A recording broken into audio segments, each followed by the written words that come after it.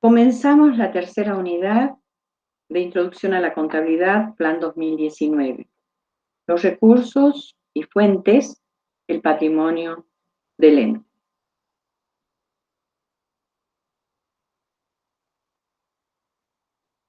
Recuerden lo que estudiamos en la otra unidad.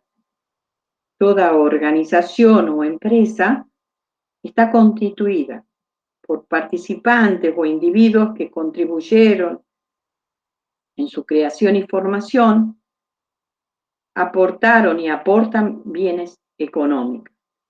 Y esta organización tiene definido un objeto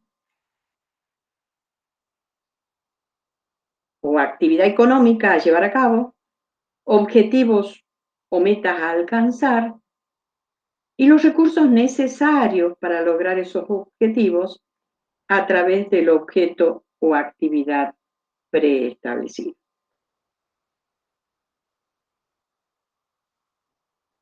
Comenzamos entonces a estudiar el concepto de recursos, que es el primer punto, de esta tercera unidad.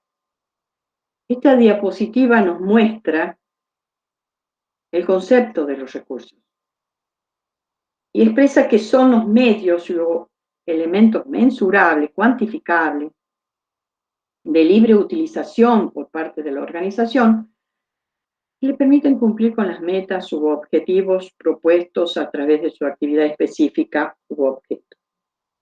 Entonces nos dice que los recursos son los medios o elementos mensurables, cuantificables, y como podemos apreciar, estos recursos son heterogéneos, diferentes, como por ejemplo el dinero en efectivo, mercaderías, muebles y útiles, derechos a cobrar suma de dinero, herramientas, y por ser tan heterogéneos, no podemos sumarlos entre sí. Por lo tanto, es necesario convertirlos a una expresión que nos permita agruparlos y poder compararlos fácilmente. Esto se logra con la conversión a una moneda de cuenta que homogeneiza todo a un común denominador. El valor de cada uno de estos medios o elementos expresados en moneda de curso legal, que permite, por lo tanto, que estos se vuelvan cuantificables, homogéneos y, por lo tanto, comparables. También expresa de libre utilización. Significa la libertad para valerse de ellos. O sea que el ente los puede utilizar esos recursos. Porque de esta forma, la organización podrá cumplir con las metas u objetivos propuestos a través de su actividad específica u objeto.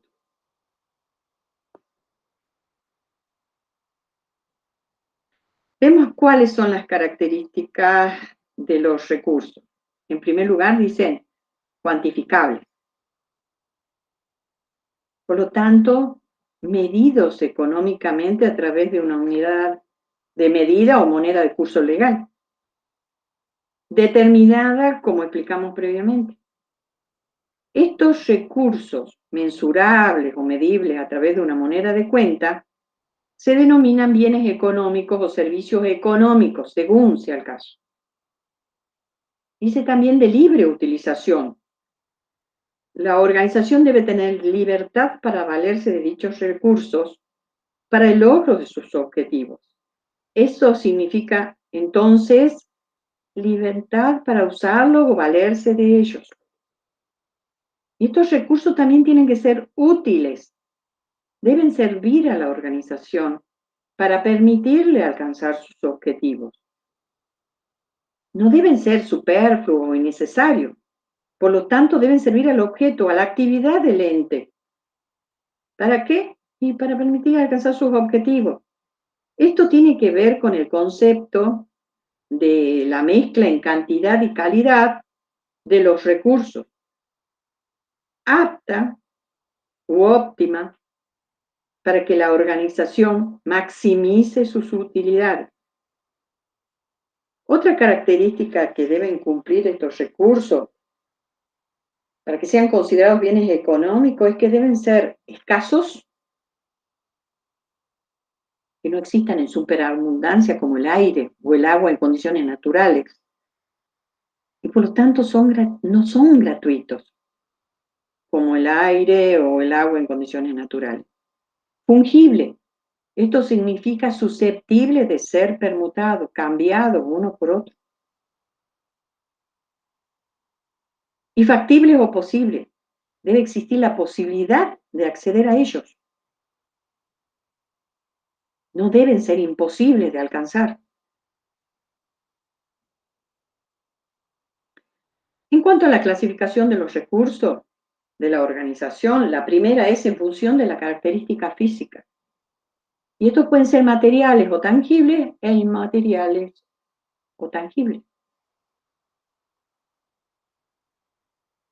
Los materiales o tangibles son aquellos que podemos apreciar por medio de los sentidos de la vista, porque son corpóreos y lo podemos tocar, como por ejemplo rodados, maquinarias, mercaderías, computadoras. Y los inmateriales o intangibles carecen de cuerpo, no se pueden apreciar por el sentido de la vista.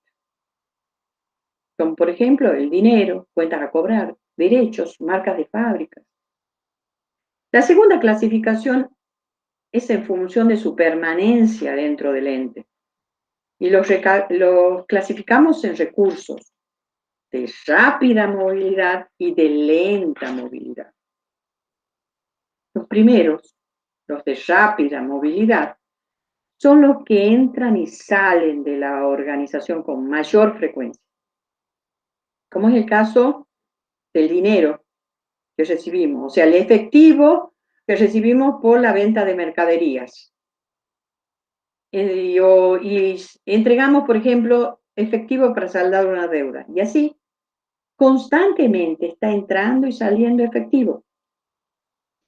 Las mercaderías, como el dinero, integran el circuito comercial cotidiano del ente, entrando en el caso de la compra de mercadería y saliendo cuando vendemos. Y esto se da con mucha frecuencia. Por lo tanto, se dicen, están en rotación continua. Y tienen más rotación cuando pueden permutar una mayor cantidad de veces. La siguiente clasificación es de lenta movilidad. Son los que permanecen durante más tiempo en la organización. Generalmente no integran el circuito comercial cotidiano de la organización y se utilizan como soporte o apoyo de ese circuito económico. Son los que forman parte de la estructura de la organización y por lo tanto tienen una baja rotación, como por ejemplo herramientas, maquinarias, rodados, muebles, edificios. La tercera clasificación es en función de su propiedad y pueden ser recursos propios o recursos de terceros. Los primeros, los recursos propios, son aquellos donde la organización tiene la libre utilización y también la libre disponibilidad de los recursos. Por lo tanto, lo puede utilizar y también lo puede transformar, consumir, dividir y comercializar. Y son esos recursos que el ente posee en propiedad. En cambio, los recursos de terceros no son de propiedad de terceros, ajenos a la organización, que ceden estos bienes para que la organización los use, pero no ceden su propiedad. Así la empresa se vale o sirve de ellos en su actividad económica. Y el ente posee la responsabilidad por la custodia de ese bien y debe devolverlo en el mismo estado que lo recibió. Por lo tanto, lo usa, pero no puede disponer de ellos. No los puede transformar o vender, por ejemplo, porque no es de su propiedad. Es el caso de los inmuebles recibidos en alquiler, vehículos alquilados a terceros por la empresa para el traslado de su personal, por ejemplo. Debemos entonces insistir, estos recursos de terceros no integran la inversión de la organización y que la cuantificación o valoración de los mismos será en función del servicio que presta ese bien económico. Por lo tanto, la organización paga a un tercero por el servicio prestado. Es el caso del alquiler pagado por un inmueble o el alquiler de un vehículo de un tercero ajeno al ente. Y también pueden ser los sueldos abonados a los empleados de la organización. Insisto, la organización no tiene la propiedad de esos recursos, solo los usa para cumplir sus fines. Van a encontrar en la doctrina que desde el punto de vista económico se llama inversión total a los recursos propios más los recursos de los terceros necesarios para poder realizar la actividad de la organización y cumplir con sus objetivos. Pero desde el punto de vista contable, el valor que le asignamos a esos recursos de tercero está en función del valor del servicio que presta, como lo explicamos con el ejemplo, con el monto del alquiler pagado por el inmueble que estamos alquilando. Esto es así porque desde el punto de vista contable, nosotros consideramos recursos solo a los recursos que el ente tiene en propiedad, sin considerar, por lo tanto, los recursos de terceros que tiene el ente y solo los tiene para su libre utilización. Repito, desde el punto de vista contable, solo consideramos recursos a los recursos que el ente tiene en propiedad y son, en cambio, de libre utilización y libre disponibilidad.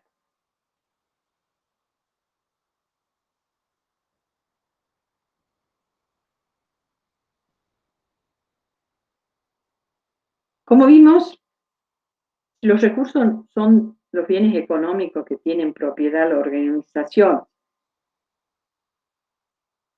independientemente si los pagó o no. Se incorpora como inversión a este ente. Pero para esto se debe disponer de una fuente u origen que permita realizar tal incorporación o ingreso de esos recursos al ente. Y esta fuente u origen puede provenir, por ejemplo, de los propietarios, de proveedores, de instituciones financieras.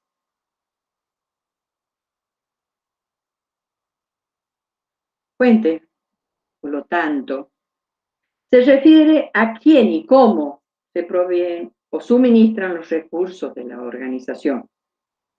Cuando un recurso es tomado en propiedad por el ente, este se incorpora a la inversión de la organización. Por lo tanto, como podemos apreciar, recursos es igual a inversión. Y para esta incorporación, para la incorporación de los recursos, se debe disponer siempre de una fuente de financiación que lo genere o que permita realizar esa incorporación del bien, ya sea proveyendo los fondos para adquirirlo o entregando a la organización los mismos recursos.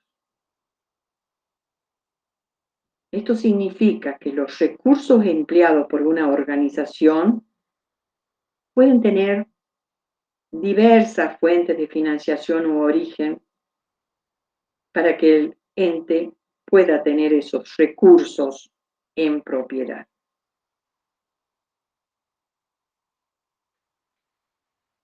Las fuentes se clasifican en fuentes permanentes o propias o fuentes de terceros. Las primeras son las fuentes permanentes o propias. Y se llaman fuentes permanentes porque los propietarios que aportan suelen permanecer ligados a la vida del ente. Y estas fuentes propias pueden ser a su vez por aportes o reinversión de utilidades. Las primeras, los aportes, se refieren a los aportes de los propietarios. Son los realizados por los propietarios de la organización en efectivo o en especie. Cuando el aporte es en efectivo, la decisión de inversión es independiente a las decisiones de financiación. Esto es así porque los administradores, una vez incorporados los fondos a la organización, pueden decidir qué harán con ellos. Comprar algún recurso o pagar algún gasto, por ejemplo. En cambio, del aporte en especie, la decisión de inversión está atada o vinculada con la decisión de financiación. Porque lo que ingresa a la organización es un bien económico y no existe la posibilidad de decidir porque no es en efectivo, que se lo podría destinar a otro fin. La fuente por reinversión de utilidades se refiere a la reinversión de utilidades obtenidas por la organización y que pudiendo ser retirada por los propietarios del ente, es dejada dentro de la organización para que continúe generando resultados positivos a los efectos de maximizar la utilidad y así incrementar la riqueza del ente. La segunda clasificación son las fuentes transitorias o de terceros, ajenos al ente. Estas fuentes son transitorias y no necesariamente subsisten durante toda la vida del ente, porque la organización siempre está requiriendo fondos a las instituciones financieras para comprar, por ejemplo, mercadería, o en vez de solicitar ese préstamo, podría pactar con sus proveedores que le proveen esa mercadería en cuenta corriente, comprometiéndose el ente a pagar las mercaderías recibidas a una fecha determinada entre ellos. Entonces, estas fuentes son transitorias o de terceros. Y estas fuentes pueden ser a su vez por prestación o por contraprestación. Las fuentes de terceros por prestación, en este caso el recurso provisto es el efectivo, por lo tanto es de tipo financiera. Y es el ente quien decide en qué va a emplear su fondo, en qué recursos, eligiendo lo más conveniente para la organización. En el ejemplo que dimos, puede ser la mercadería que va a comprar, o otros recursos que consideren necesario, como por ejemplo comprar una máquina, o mantener el dinero para pagar gastos. Estas fuentes de terceros por prestación son los bancos o cualquier entidad financiera. Como vemos, la decisión de financiación es independiente a la decisión en qué invertir. Pero hay una excepción.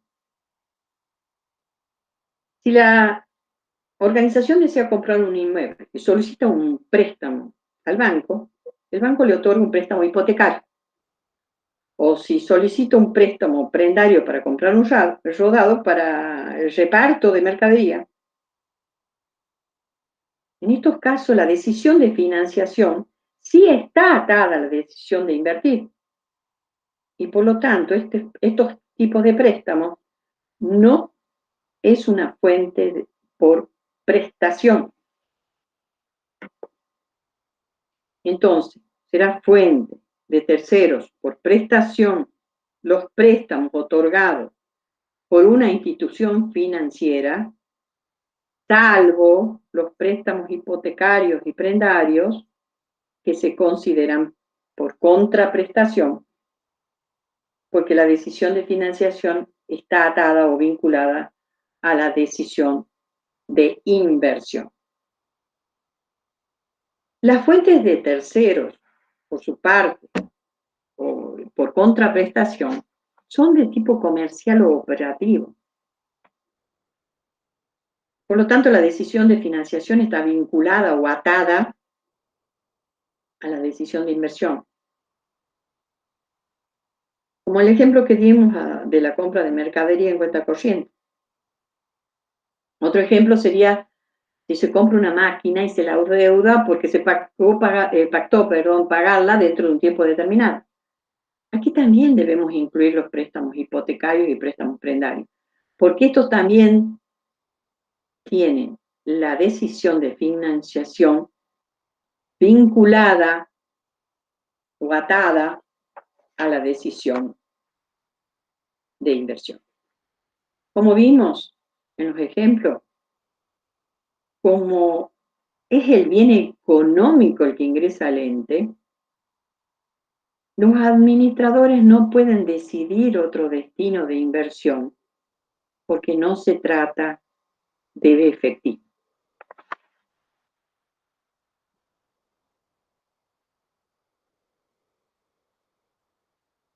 Comenzamos entonces el segundo punto de la unidad tercera, componentes de la igualdad contable, concepto de inversión y financiación de la inversión. Como dijimos, los recursos deben ser tomados en propiedad por el ente.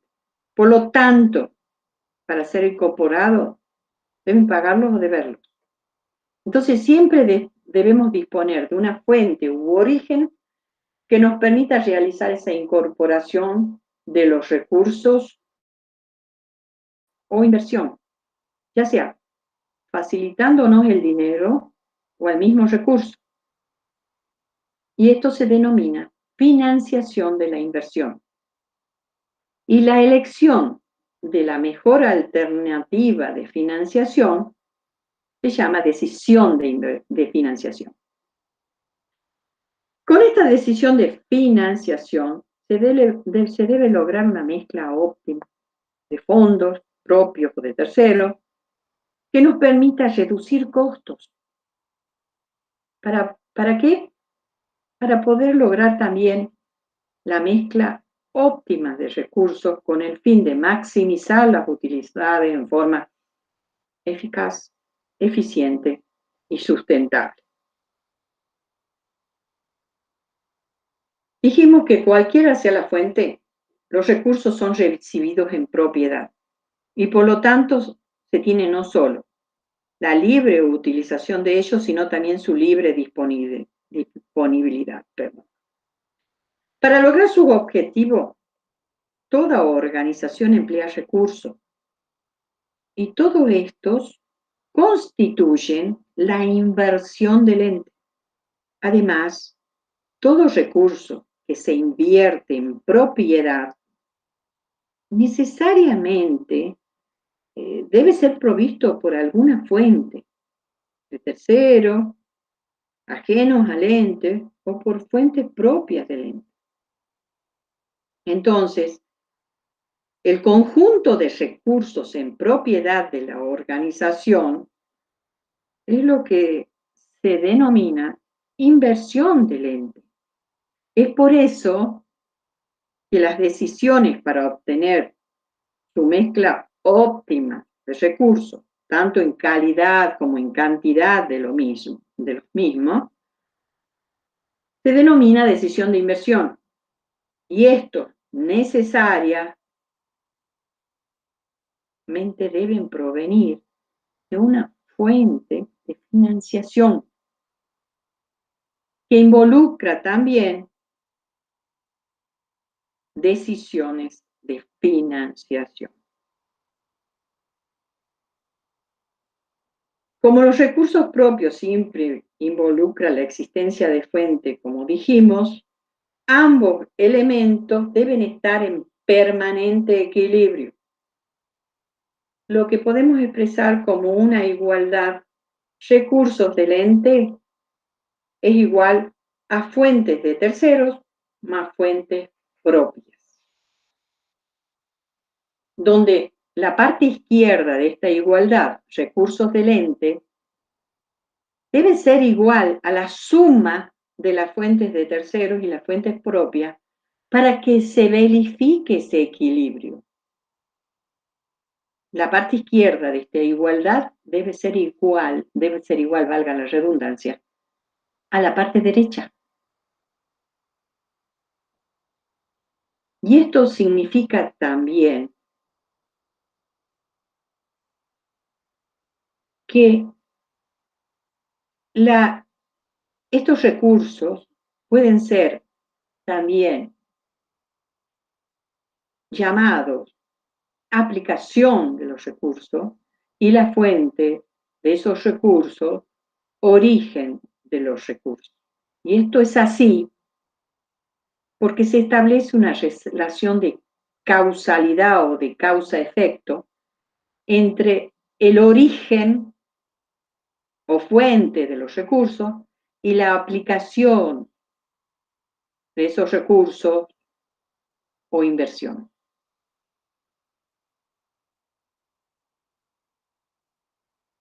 Esto significa entonces que la inversión es igual a su financiación, donde los bienes del ente constituyen la inversión que necesariamente debe ser financiada, mostrando esa financiación en el lado derecho de la ecuación.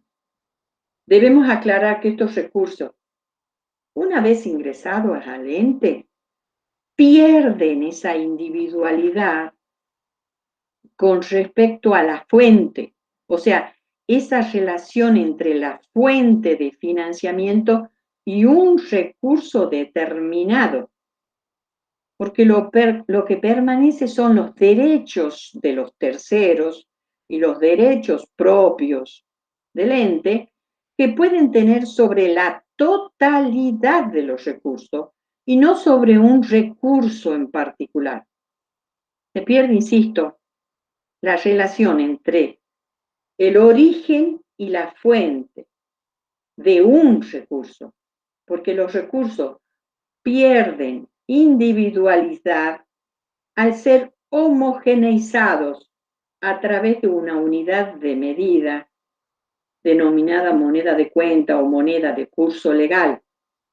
Es lo que se conoce como universalidad de los recursos cuantificables o medidos en moneda de curso legal. Entonces, esa relación de igualdad la podemos representar como recursos igual a derechos de terceros más derechos propios. Como venimos diciendo, todo ente económico emplea para lograr sus objetivos cierta cantidad de recursos que constituyen la inversión del ente. Y contra esos recursos o inversión hay derechos de otras personas, como por ejemplo proveedores de mercadería y propietarios.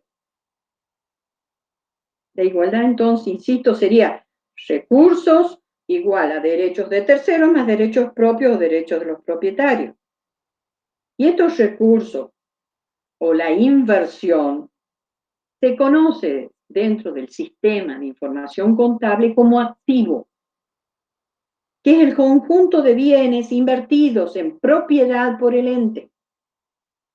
Pero estos activos no pueden existir sin derechos de propiedad sobre ellos. Por lo tanto, al otro lado de la igualdad contable, tenemos a los derechos de los terceros sobre el activo, que se denominan pasivos, que es el conjunto de deudas y o compromisos del ente hacia terceros, que es la financiación ajena, y tenemos también los derechos de los propietarios, que es la financiación propia, también llamada patrimonio neto. Así la igualdad contable queda expresada como activo igual a pasivo más patrimonio neto. Y en la doctrina esta ecuación se conoce como igualdad contable básica. Por lo tanto, la teoría contable establece que los activos no pueden existir sin derecho de propiedad sobre ellos, o que la inversión no puede existir sin la financiación de la inversión.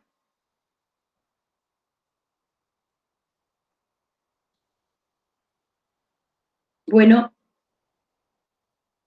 hemos terminado la primera parte de la tercera unidad. En la próxima clase sincrónica nos encontraremos para aclarar las dudas que tengan. Que tengan un buen día. Hasta el próximo video.